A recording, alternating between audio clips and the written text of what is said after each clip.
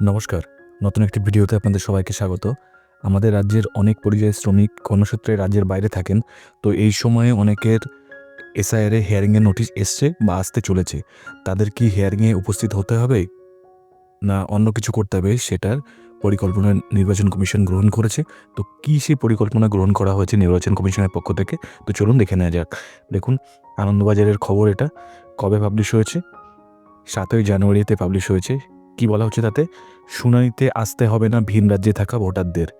কিভাবে পাঠাতে হবে নথি?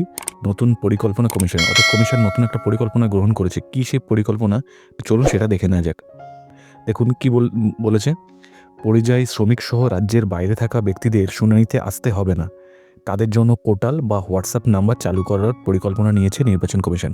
অর্থাৎ নির্বাচন কমিশন থেকে নতুন একটা পোর্টাল চালু করা হবে অথবা হোয়াটসঅ্যাপ নাম্বার চালু করা হবে। ভোটার তালিকার বিশেষ নিবিড় সংশোধন মানে এসআইআর যেটা চলছে, এসআইআর এর পর্বের দ্বিতীয় ধাপে কমিশন সূত্রের এমন পরিকল্পনার কথাই জানা গিয়েছে।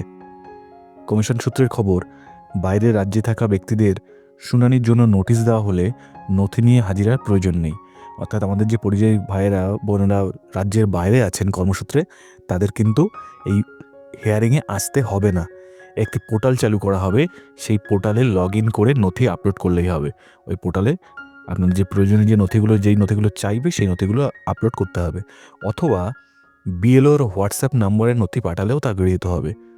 যদি কেউ অনলাইনে সরগর না হন তাহলে বিএলওর যে হোয়াটসঅ্যাপ নাম্বার সেখানেও নথিগুলো পাঠিয়ে দিলেই হবে, যে প্রয়োজনীয় ডকুমেন্টগুলো সেগুলো পাঠিয়ে দিলেই হবে। পরের ধাপে প্রাপ্ত নথি খতিয়ে দেখা হবে। তারপর চূড়ান্ত তালিকায় সংশ্লিষ্ট ব্যক্তির নাম তোলা নিয়ে সিদ্ধান্ত নেওয়া হবে। ওগুলো পাঠানোর পরে আরও খতিয়ে দেখবেন, তারপর ওনারা সিদ্ধান্ত নেবেন যে তালিকায় নাম তোলা হবে কি হবে না। শুধু পরিযায়ী শ্রমিক নয়, রাজ্যের বাইরে থাকা ব্যক্তিরা অনলাইনে নাম তুলতে চাইলেও ওই পদ্ধতি ব্যবহার করা হবে। যে শুধুমাত্র বাইরে আছেন পরিযায়ী শ্রমিক হিসেবে সেটা নয়, অন্য কাজেও যদি রাজ্যের বাইরে থাকেন, শুনানিতে হাজির না হতে পারেন, তারাও কিন্তু ওই পোর্টাল ব্যবহার করে নাম তুলতে পারবেন, এমনটাই পরিকল্পনা নেওয়া হয়েছে। সেক্ষেত্রে সংশ্লিষ্ট ব্যক্তি কোথায় কী কাজ করেন সেই তথ্যও দিতে হতে পারে, এমনটা পরিকল্পনা আছে।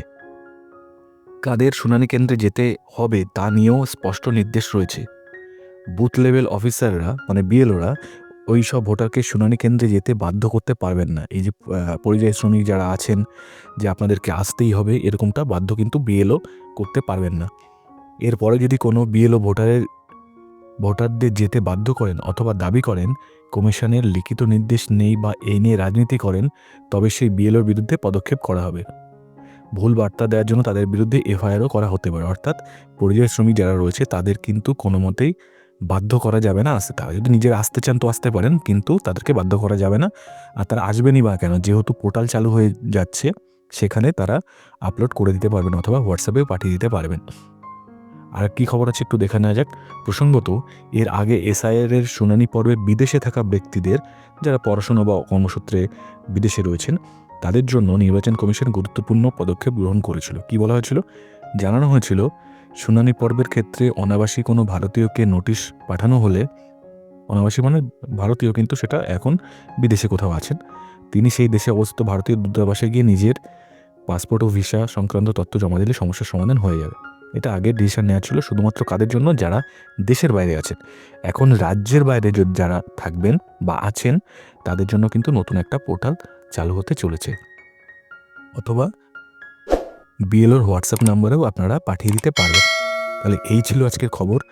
আর নতুন যখন পোর্টাল চালু হবে বা নতুন যেই পদ্ধতি সরকার থেকে গ্রহণ করা হবে, আমি ভিডিওর মাধ্যমে আপনাদেরকে জানিয়ে দেব। তো ভিডিওটি ভালো লাগলে লাইক করবেন, আর কোনো প্রশ্ন থাকলে কমেন্টে জানাতে পারেন। শেয়ার করবেন বন্ধুবান্ধবদের মধ্যে, আর চ্যানেলটি সাবস্ক্রাইব করে পাশে থাকবেন। ধন্যবাদ।